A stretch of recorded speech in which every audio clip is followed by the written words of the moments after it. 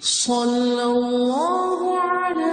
محمد صلی اللہ علیہ وسلم۔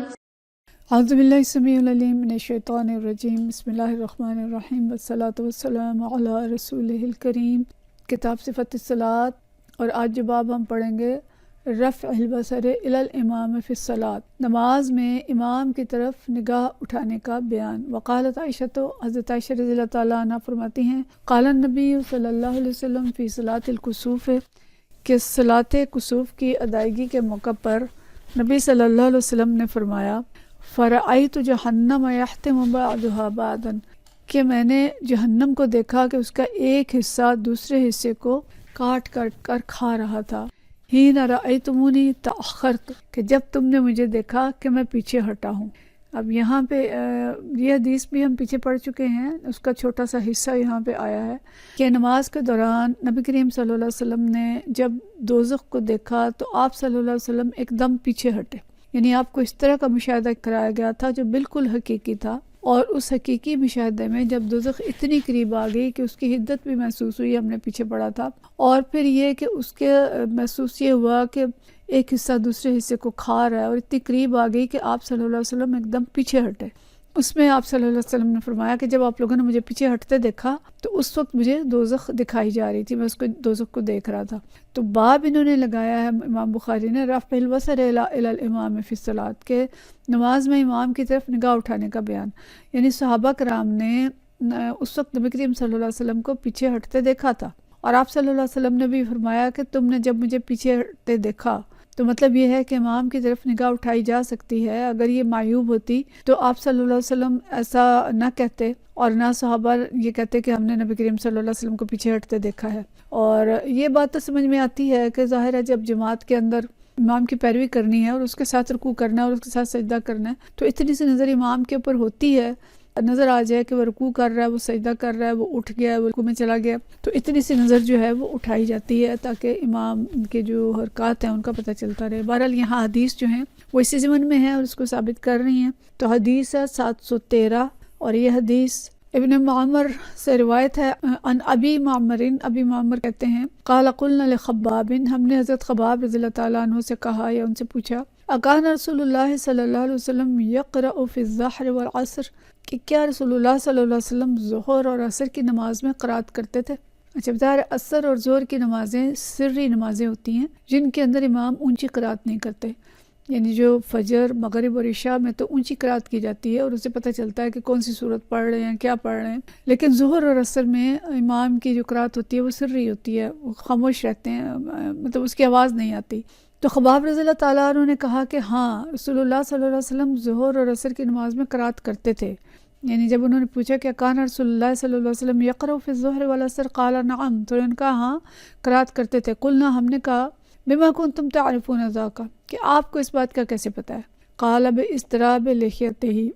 کہ آپ صلی اللہ علیہ وسلم کی داڑھی مبارک ہلنے سے مجھے پتہ چلتا ہے۔ مطلب یہ ہے کہ نماز کے دوران صحابہ کرام کی نگاہیں نبی کریم صلی اللہ علیہ وسلم پر پڑتی تھیں، اور اسی سے انہیں پتہ چلتا تھا کہ آپ صلی اللہ علیہ وسلم کی داڑھی ہل رہی ہے اور آپ کچھ پڑھ رہے ہیں۔ تو یہاں سے امام بخاری ثابت یہ کر رہے ہیں کہ امام کی طرف دیکھا جا سکتا ہے۔ حدیث اگلی ہے 714، یہ حدیث عبداللہ بن یزید رضی اللہ تعالیٰ عنہ سے روایت ہے، وہ فرماتے ہیں، ان عبداللہ بن یزید یخطب، قال، عبداللہ بن یزید نے خطاب کرتے ہوئے فرمایا، حدثنا البراء، ہمیں حضرت براء بن عازب رضی اللہ تعالیٰ عنہ نے بتایا، وکان غیر کذوب، اور حضرت جو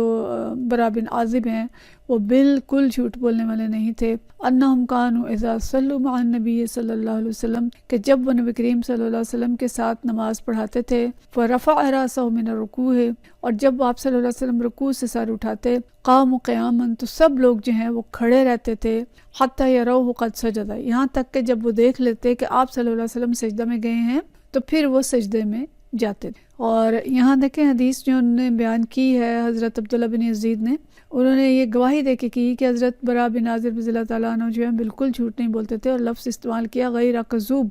غیر کاذب نہیں کہا۔ غیر کاذب کا مطلب یہ چھوٹے درجے کے جھوٹ کے لیے، اور کذوب وہ ہے کہ جو بہت زیادہ جھوٹا ہو، کہ وہ بالکل جھوٹے نہیں تھے، اور نبی کریم صلی اللہ علیہ وسلم کی طرف وہ کوئی ایسی بات منسوب نہیں کرتے تھے جو آپ صلی اللہ علیہ وسلم نے نہیں کہی، یعنی وہ بالکل سچے تھے۔ تو انہوں نے یہ کہا کہ جو نمازی ہیں وہ کھڑے رہتے تھے رکوع میں جب تک کہ آپ صلی اللہ علیہ وسلم کو سجدے میں جھکتے ہوئے نہ دیکھ لیتے، تو جب آپ صلی اللہ علیہ وسلم سجدے میں چلے جاتے تو پھر وہ سجدے میں جاتے۔ مطلب یہ ہے کہ وہ نبی کریم صلی اللہ علیہ وسلم کی طرف دیکھ رہے ہوتے تھے، اور اس سے ثابت ہوا کہ امام کی طرف دیکھنا جو ہے وہ جائز ہے۔ آگے حدیث ہے 715، اور یہ حدیث حضرت عبداللہ بن عباس رضی اللہ تعالی عنہ سے روایت ہے۔ عن عبداللہ بن عباس سے روایت ہے، قال فرماتے ہیں خسفت الشمس علی عہد رسول اللہ صلی اللہ علیہ وسلم فصلی، آپ صلی اللہ علیہ وسلم کے زمانے میں سورج گرہن ہو گیا تو آپ نے نماز کسوف پڑھائی۔ قالوا یا رسول اللہ صلی اللہ علیہ وسلم، ہم نے عرض کیا کہ یا رسول اللہ صلی اللہ علیہ وسلم، ہم نے آپ کو دیکھا رأینا کتناولت شیئا فی مقامک، کہ آپ اپنی جگہ کھڑے کھڑے ہاتھ بڑھا کر کوئی چیز لینا چاہتے ہیں۔ ثم رأینا کا، پھر ہم نے دیکھا تقاقعتا، کہ آپ اپنی جگہ سے پیچھے ہٹ رہے ہیں۔ قال، آپ صلی اللہ علیہ وسلم نے فرمایا انی رأیت الجنت، میں نے جنت دیکھی، فتناولت منها انقودا، کہ میں نے اس میں سے چاہا کہ کوئی خوشہ، جنت کا کوئی خوشہ لے لوں، ولو اخذته، اگر میں وہ خوشہ لے لیتا، لأکلتم ما بقیت الدنیا، تو تم رہتی دنیا تک اس کو کھاتے رہتے۔ تو یہاں بھی جو اسی ضمن میں یہ حدیث آئی ہے، حضرت ابن عباس جو فرما رہے ہیں رأینا کا، کہ ہم نے آپ صلی اللہ علیہ وسلم کو دیکھا، ہاتھ بھی آگے بڑھاتے ہوئے دیکھا اور پھر پیچھے ہٹتے ہوئے بھی دیکھا۔ اور لیکن خاص بات یہاں پہ جو ہمیں پتہ چل رہی ہے کہ انگور کا خوشہ اگر جنت کا آپ کے ہاتھ میں آ جاتا تو وہ کبھی ختم نہ ہوتا، اور رہتی دنیا تک صحابہ اس کو کھاتے رہتے۔ جنت کی نعمتیں ابدی نعمتیں ہیں نا، وہ کبھی ختم نہیں ہوں گی، تو اگر دنیا میں کوئی چیز آ جاتی تو وہ بھی ابدی ہی رہتی۔ اچھا، اگلی حدیث ہے 716، اور یہ حدیث جو حضرت انس بن مالک رضی اللہ تعالیٰ عنہ سے روایت ہے۔ انس بن مالک رضی اللہ تعالیٰ عنہ فرماتے ہیں قال صلی اللہ رسول اللہ صلی اللہ علیہ وسلم، کہ ہم نے نبی کریم صلی اللہ علیہ وسلم کے ساتھ نماز پڑھی، ثم رقی المنبر، پھر آپ صلی اللہ علیہ وسلم ممبر پر تشریف لے گئے، فاشار بیدیہ قبل قبلۃ المسجد، مسجد کے قبلے کی طرف اشارہ کیا، ثم قال، پھر فرمایا لقد رأیت الآن، میں نے اس جو دیکھا اس وقت، آج یا میں نے دیکھا، منذ صلیت لکم الصلاۃ، جب میں تمہیں نماز پڑھا رہا تھا، الجنت والنار، جنت اور آگ، الجنت والنار ممثلتین فی قبلۃ ھذا الجدار، کہ جنت اور دوزخ ایک مجھے ان کی جو تمثیل ہے اس قبلے پہ، اس دیوار پہ دکھائی گئی۔ فلم ارا کالیوم فی الخیر والشر، اور میں نے یہ جو خیر اور شر کا منظر ہے اس سے پہلے اس طرح کا کبھی نہیں دیکھا، سلاسن، یہ بات آپ صلی اللہ علیہ وسلم نے 3 دفعہ فرمائی۔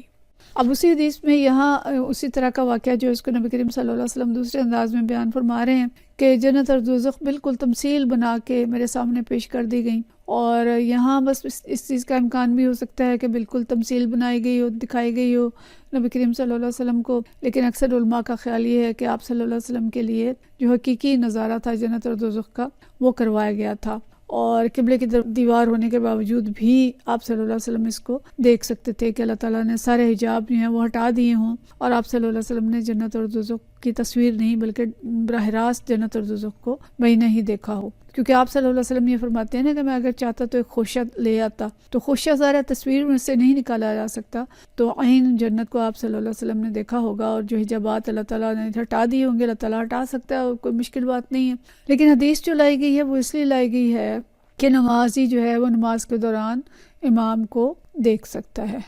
یعنی ان ساری حدیث سے یہ ثابت ہوتا ہے۔ اچھا، اہل علم کا اس بارے میں اختلاف ہے کہ نماز کی حالت میں نمازی کو جو نگاہ ہے وہ کس مقام پہ رکھنی چاہیے۔ فقہ حنفی اور فقہ شافعی کے مطابق سجدہ کی جگہ پہ نگاہ ہونی چاہیے، اور بلکہ بعض علماء یہ کہتے ہیں کہ حالت قیام میں سجدے کی جگہ پر اور تشہد میں گود میں نگاہ ہونی چاہیے، لیکن امام مالک کے نزدیک حالت قیام میں نماز کی نگاہ اپنے سامنے ہونی چاہیے، اور امام بخاری کا مسلک بھی یہی لگتا ہے کہ نماز کے دوران سامنے نگاہ ہو اور امام کو دیکھا جا سکتا ہے۔ لیکن یہ بات سمجھ میں آتی ہے کہ امام کو ظاہر دیکھیں گے تو رکوع اور سجود کر سکیں گے، تو ایسا ہو سکتا ہے کہ بے رکوع اور سجود کے وقت نگاہ اٹھا کے ہلکی سی دیکھ لیا جائے اور باقی وقت میں سجدے کی جگہ پہ نگاہ رہے، واللہ عالم بالصواب۔ انشاءاللہ اللہ تعالیٰ چھوٹی چھوٹی چیزوں پہ گرفت نہیں کرے گا، اگر ہمارے اندر اخلاص ہوگا، خشوع ہوگا، اور نماز کا جو قیام ہے وہ درست طریقے سے کیا جائے گا، تو اللہ تعالیٰ ان فقہا کے اختلافات پہ انشاءاللہ تعالیٰ اس میں کوئی نماز کے اندر کمی جو ہے وہ نہیں ہوگی،